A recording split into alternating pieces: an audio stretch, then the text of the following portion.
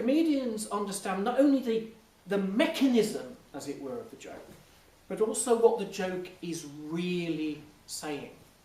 What is the joke actually suggesting?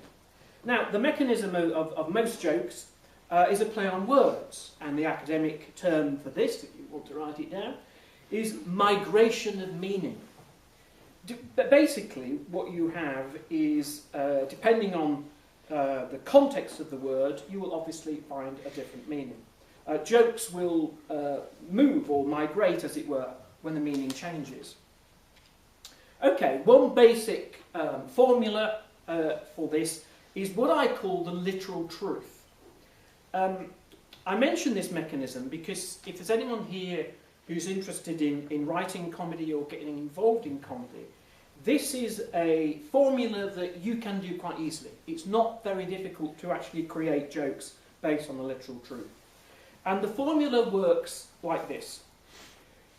You take a common phrase that everybody uses in a metaphorical or a figurative way, but then somehow you turn that figurative meaning into a literal one. I'll give you an example. An example from a play by Alan Bennett called 40 Years On. And in this play, some students are putting on a review. And the headmaster keeps interrupting the students because he doesn't like the jokes. He finds the jokes a bit dirty. In fact, he wants to exercise, get rid of and ban one of these jokes. And as he's leaving the stage, having banned one of the jokes, he turns and says, "Really," he said, "really, if you have to go to the lavatory for humour, the writing's on the wall." The headmaster believes that he is using that phrase figuratively, writing on the wall, meaning that that things are looking pretty doom-laden. But in the context of the situation, the sentence itself, the headmaster is inadvertently telling the students where they can find the best dirty jokes. So you can see what has happened in that very, very, very simple joke. The meaning has changed the context, and smuggled in is the idea that the headmaster is the expert on dirty jokes. The comedian that many of you will be familiar with that basically does this a great deal is a comedian called Tim Vine. Do you know Tim Vine? I'll give you an example of one of his jokes. A guy said to me, he said, "I'm going to chop off the bottom of one of your trouser legs and put it in a library." I thought, "Oh, that's a turn up for the book." But you can see what he's done there, can't you? You can see what he's done in a very formulaic way, frankly. He's taken the phrase "turn up" for the book, and he's thought, how can I turn that figurative idea into a literal meaning?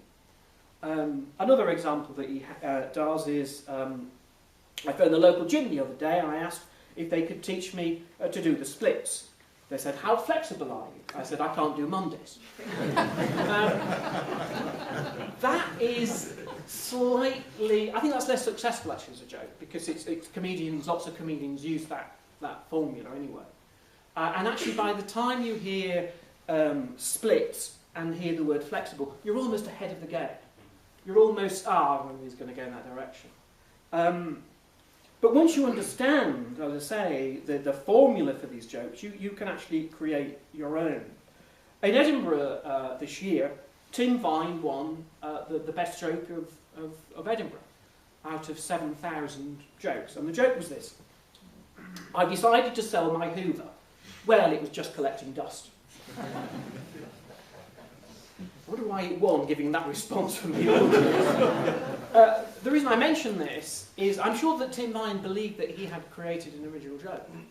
But lots of comedian friends of mine, slightly more from the old school, said, "Well, I did that joke in Panto in 1968. That's not a new joke." But you can see how that joke was created.